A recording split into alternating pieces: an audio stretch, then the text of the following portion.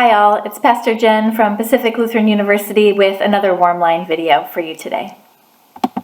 So it's the end of April, and in a normal, non-pandemic semester, we'd be really tired at this point.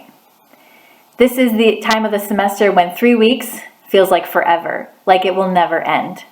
And when 3 weeks feels like the blink of an eye, moving way too fast before final papers are due, exams taken, presentations given, and then all that work needs to be graded.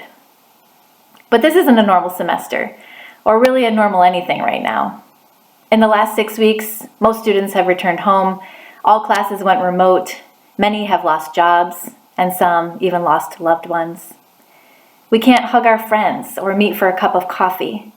We put on face coverings and wait in line to get groceries. Gas is cheap, but we don't have anywhere to go. Individually and collectively, we're running on low.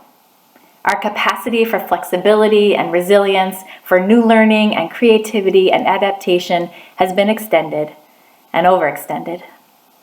So how do we keep going? For the next 3 weeks of the semester, yes, but also for the foreseeable future, as it's clear now that our past normal is past, and our future normal is yet to be determined. I love the wisdom from the poem Strike the Rock by Steve Garnis Holmes.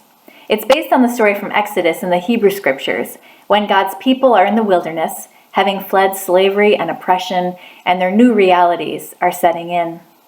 They feel lost, they feel tired, and they don't know what the future awaits them. But most immediately, they can't find water, and they're thirsty, and all of this makes them pretty grumbly. And their leader, Moses, doesn't know what to do, and then God offers Moses some strange advice. God tells Moses to strike a rock, and water will come pouring out for the people. So here's the poem, Strike the Rock. When it's hard, and you don't know how, and the need exceeds your capacity, it isn't yours that matters, it's God's. When your emptiness looms, your terrible weakness dominates, when you are an empty water jug, then perfect. You are ready as a vessel for the mystery of God. When there is no hope and you are in a wilderness without drink, strike the rock. The water comes from beyond your imagining. Yes, there is no water, and besides you don't know how to strike the rock. Yes, strike the rock anyway. When you are called upon to serve beyond what is humanly possible, trust this, child of God, and strike the rock. Desert rock, hush. Behold, there is water in you. I love the line, when the need exceeds your capacity, it isn't yours that matters, it's God's. Whether for you that is God, or community, or the natural world, whatever well you draw from, allow this to remind you that it's not all up to you, and that what holds you is bigger than you imagine. Our Muslim friends began their month-long observation of Ramadan last week, a time of fasting and reflection and prayer. A time of coming back to core commitments and deepening our connection with God. This holy time is a reminder of God's strength when our strength falters.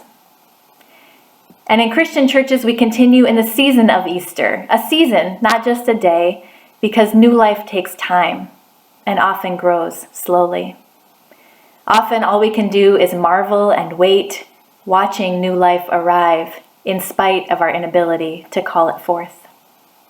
So if you're wearing out, feeling overextended, beyond capacity, digging for that last bit of hope to rekindle your resilient spirit, then perhaps the advice I often hear myself giving folks in regular late April, almost the end of the semester time, still holds water.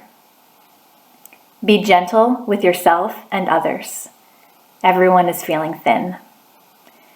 Now is probably not the time to make major life decisions, if you can help it. Good enough is good enough, and you're not alone in this. And so today, may God bless you with resilience and stamina that comes from beyond your own capacity, and a deep well of sacred sustenance to draw from. Take care and be well.